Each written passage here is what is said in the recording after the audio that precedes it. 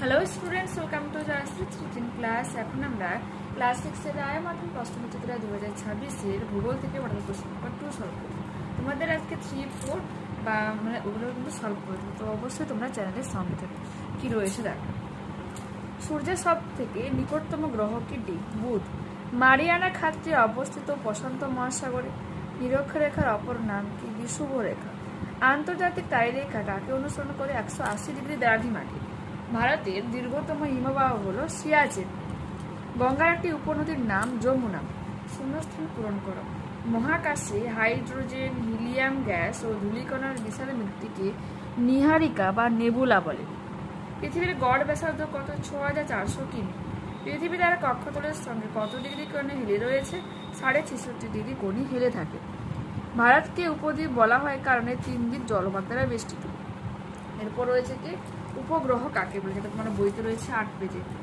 দেখো কি লিখবে, যে রয়েছে যে জ্যোতিষ্কগুলো নিজের আলো ও উত্তাপ ছাড়াই গ্রহের আকর্ষণে গ্রহের চারিদিকে ঘোরে তাকে উপগ্রহ বলে।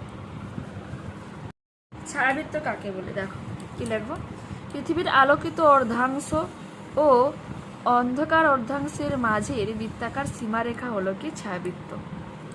এরপর আছে সিন্ধু নদের দুটি উপনদীর নাম বিতস্তা, চন্দ্রভাগা, ইরাবতী। এরপর আছে জিরোড কাকে বলে, এটা তোমার বইতে রয়েছে 18 পেজ। দেখায় কি লিখবো, পৃথিবী নিজের অক্ষের চারিদিকে অনেক দ্রুত ঘোরে বলে উপনিধ কিছুটা চাপা আর মাঝ বরাবর কিছুটা স্ফীত হয়, তাই পৃথিবী পুরোপুরি গোল না। কমলা লেবু বা ন্যাসপাতির সঙ্গে পৃথিবীর আকৃতি কিছুটা মিল থাকলেও আসলে পৃথিবীর প্রকৃত আকৃতি পৃথিবীরই মতো, যাকে ইংরেজিতে কি বলা হয়? জিওড বলা হয়। তো এটা তোমরা লিখো, ঠিক আছে? ওকে, পরবর্তী প্রশ্ন কি রয়েছে, প্রতিবেশী দেশ কাকে বলে? ভারতের দুটি প্রতিবেশী দেশের নাম, যা তোমার রায়মার্টিন সহায়িকাতে রয়েছে 229 পেজ। দেখাচ্ছি তোমাদের 229।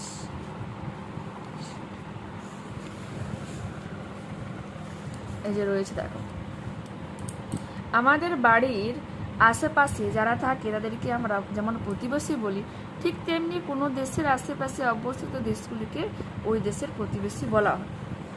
আর দুটো প্রতিবেশী দেশ এখানে অনেকগুলো রয়েছে, আমরা চীন, নেপাল, ভুটান এগুলো লিখতে পারি। ওকে,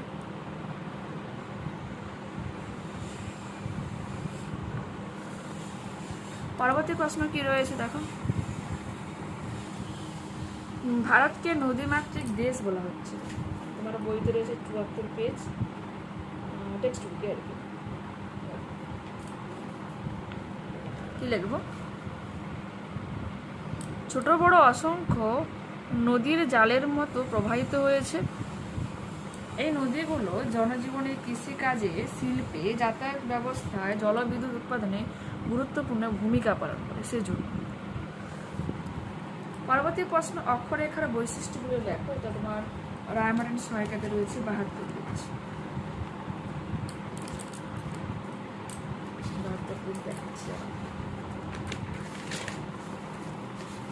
72 পেজ অক্ষরেখার বৈশিষ্ট্য দেখে।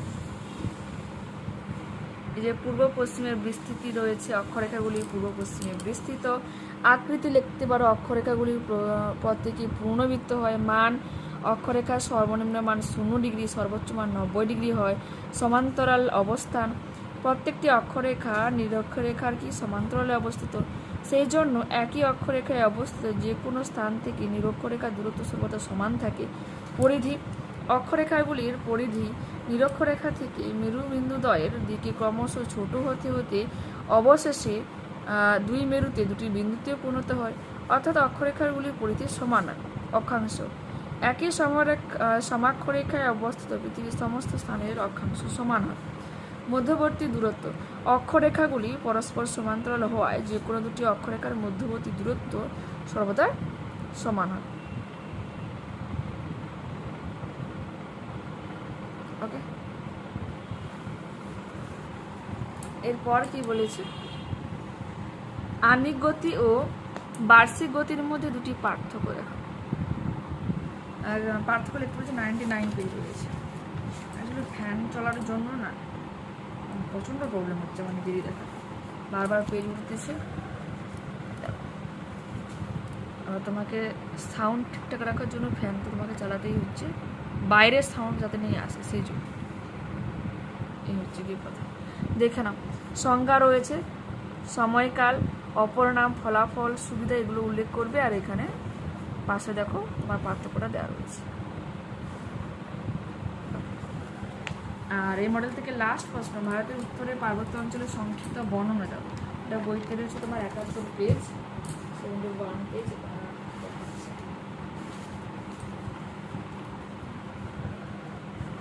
দেখে নাও,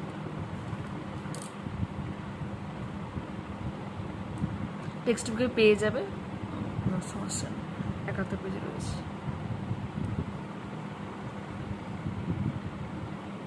এই পজিশনটাই ধারে ধারে যেগুলো রয়েছে।